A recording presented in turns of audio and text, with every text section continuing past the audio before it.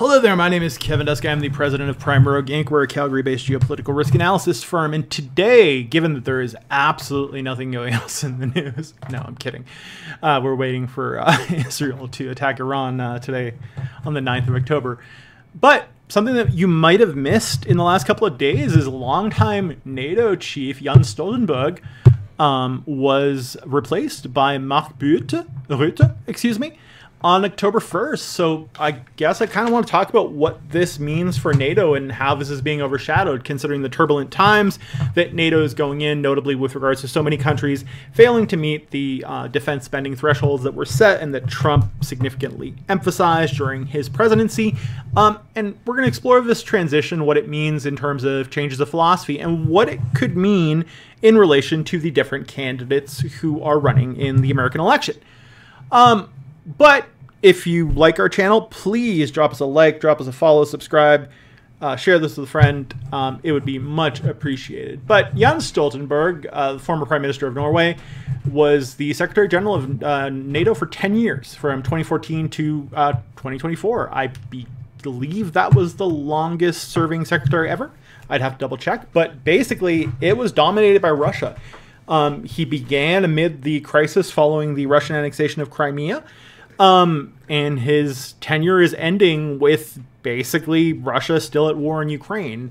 Stoltenberg was always a staunch advocate of deterrence, strengthening NATO's military presence in Eastern Europe to balance and counter Russian aggression. Defense spending increases were some of his main priority in relation to that 2% goal that the Trump administration was also pushing. Under his leadership, NATO did some things that were provocative to Russia. We're talking about deploying battalion-sized battle groups to Poland and the Baltic states to basically symbolically reinforce the eastern flank of the alliance, although these were, for all intents and purposes, die-in-place missions should Russia attack. But some of the quotes that we have from Stoltenberg's tenure are telling. We do not seek confrontation, but we will defend our allies against any threats. In 2022, he said, "This is the most dangerous moment in European security since World War II," and referring to Russia's invasion of Ukraine. So for a tenure that was dominated by Ukraine, we are seeing something interesting. And this is Mr. Stoltenberg. He also managed to get Sweden and Finland in spite of Turkey's protestations. And by the way, he does have a daughter named Katarina. Some of you might find this interesting, who is in a Norwegian pop duo called Smers. I had a listen. It's not for me. I prefer my things to be a little heavier, but some of you might find this aesthetic to be of some interest to you. But who is replacing him? Mark Rutte. Mark Rutte is the former Prime Minister of the Netherlands. In fact, their longest serving Prime Minister. Ladies and or gentlemen, as there is some ambiguity here, he is single. So he's on the market if you're looking for a partner here. I'm kidding. But he led the country from 2010 to 23. He was seen as a pragmatist, basically a consensus builder in terms of building coalition governments. He historically focused a lot more on economic and social policy rather than military strategy, and which is kind of normal considering what the Netherlands does. But it's also quite remarkable because throughout most of his time as Prime Minister, he kept teaching a social studies class on the weekend. So I don't know if that speaks to the culture of the Netherlands or to the guy's character, but I thought it was an interesting anecdote. But in terms of his diplomatic experience, it's certainly far more limited than Stoltenberg's. He basically got the Netherlands through several crises, the Eurozone crisis, the refugee crisis, which is still ongoing, the COVID-19 pandemic. And his leadership style has basically always focused on finding common ground, especially within the European Union. He is a big advocate of the EU. And this is somewhat different from Stoltenberg because it shows a willingness to negotiate, mediate, and potentially take a less assertive tract than what Stoltenberg did, although Rutte says otherwise. Some of his quotes from Rutte are, quote, "The strength of Europe lies in our unity," as he said during EU negotiations in 2020. And on NATO, Rutte has basically kind of expressed support for a balance between military strength and diplomacy, and he said that we must remain ready to defend ourselves, but also keep channels open for dialogue, which leads many to believe that he is willing to talk to the Russians. And Stoltenberg had, perhaps discussed a willingness to do this, but it wasn't high on his priority list based on the status quo as it pertains to the situation on the ground in Ukraine. So Rutte has said that he's still committed to the principle of deterrence, of maintaining deterrence against Russia, but he is also interested in diplomacy. That is specifically arms control and cybersecurity talks with Russia, and potentially eventually winding down the war in Ukraine.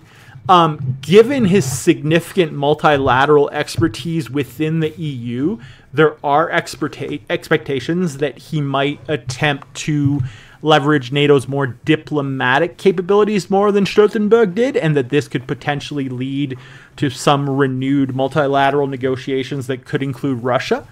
Another thing that's widely expected is him potentially strengthening European defense autonomy. The EU has largely failed because of its acquis communautaire, which is kind of like its constitution, except it's not a constitution, to meaningfully engage in defense integration. And the main reason for that is countries don't want to give up their sovereignty in that area of high politics.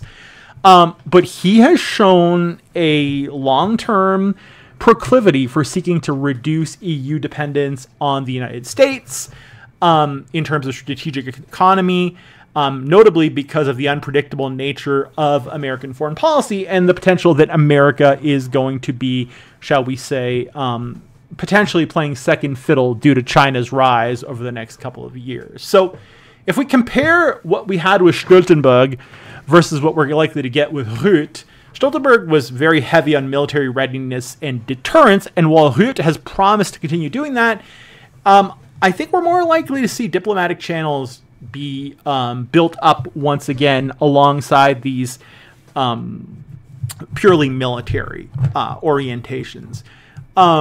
Especially given he wants to have renewed dialogue on arms control, specifically nuclear weapons, all the while rebuilding or building or integrating a united European defense front. I think we're going to see a different NATO. Rutte has promised that he's going to continue supporting Ukraine and focus on integrating Ukraine into NATO structures over the long term rather than just providing military aid, which would be a far more sustainable approach if true. So I am foreseeing a situation in which he is going to continue NATO's push to provide aid to Ukraine, all the while attempting to do so through perhaps a more European-centric lens of cooperation that aligns with perhaps creating a common security policy for the EU, or working towards that as NATO. He's pushed hard, Stoltenberg, had previously pushed hard for all members of NATO to meet the 2% threshold. This often led to some clashes with some of the poorer countries that were lagging behind. Under Rutte, there might be a more nuanced approach for a division of labor, where collective European defense initiatives are prioritized instead of focusing on this 2% target.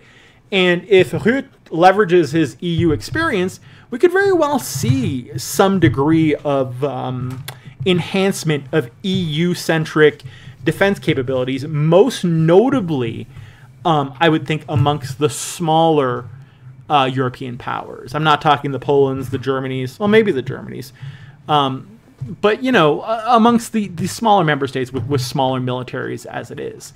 But we also have to take into account, considering that the war in Ukraine, because of the Russian invasion, remains ongoing, that the American presidential election this November is likely to have an influence on NATO's future direction in the context of this shift from Stoltenberg to Rutte. Now, Stoltenberg had worked both with Trump and with Biden. Stoltenberg's a longtime diplomat. He's a pro. He never really spilled the tea, so to speak, on what he really thought about Trump, although it is believed that he thought that Trump was an utter jackass. But if we look to the future and the two different scenarios that await us potentially, if Trump was to return to office, it would likely be that he would go right back to criticizing the NATO allies for not spending enough. And this would likely impose significant pressure on Rutte to maybe abandon his more diplomatic proclivities and instead focus on upping European defense contributions. That's because there is a legitimate fear that the U.S., if not pulling out of NATO, could significantly reduce its commitment. And with Trump making use of that old America First stance, Rutte would need to basically navigate this risk of reduced U.S. support and maybe work on simultaneously trying to keep the U.S. in as much as he can, all the while working to enhance EU autonomous capabilities and basically creating more strategic autonomy for NATO through this type of European integration and mobilization. If Harris, on the other hand, was to win, and with Harris, continuing most of Biden's policies, this would likely mean a maintenance of strong support for NATO, and this would align with Rutte's vision of basically rebuilding and reinforcing diplomatic channels, all the while keeping deterrence measures in place. I think Rutte would be far more aligned with a Harris administration than with a Trump one. We could expect a cooperative dynamic between Harris and Rutte's NATO, and Rutte's ideas of focusing on arms control, cyber warfare, NATO modernization, potential expansion in the Asia-Pacific region to counter China's rise would all be more realistic under Rutte. So NATO as an institution that contains America as a critical player is, in my opinion, most likely to continue to grow if Harris is elected. But on the other hand, there's a very legitimate case to be made, especially for people who are more nationalistic and isolationist, that a Trump administration would lead to a cessation of the proverbial blank check that the U.S. has been writing for NATO since 1945. So basically, we're going to see what happens. A lot of what Rutte is going to be able to do is actually going to be contingent, on who wins the American election in November. So there isn't that much of a shift in NATO leadership aside from personality, priorities. I think a lot of Stoltenberg's term was shaped by the fact that it began with Crimea and basically ended with the Russian invasion. I think that Rutte is willing to be more of a pragmatist, or shall I say idealist? Yeah, probably more of an idealist, especially in terms of the integration of arms control. His mileage is likely to vary depending on who wins the presidential election. But at the end of the day, and with so many new global security challenges and threats on the global agenda, one of the questions is whether Rutte's balanced approach to steer NATO towards a more unified and flexible alliance is actually realistic should Trump win and potentially completely derail and obviate these plans. We'll know in November, unless the American election drags on, which is not impossible to say the least. For now, please check out the books in the description below. We got some interesting reading for you. Please check out our website. Drop us a subscribe, a follow, a like. Please share this with a friend, an enemy, a frenemy, anyone who speaks any language, please. It is the 9th of October, 2024 at 2:37 p.m. here in Calgary. I hope you have a wonderful, wonderful day.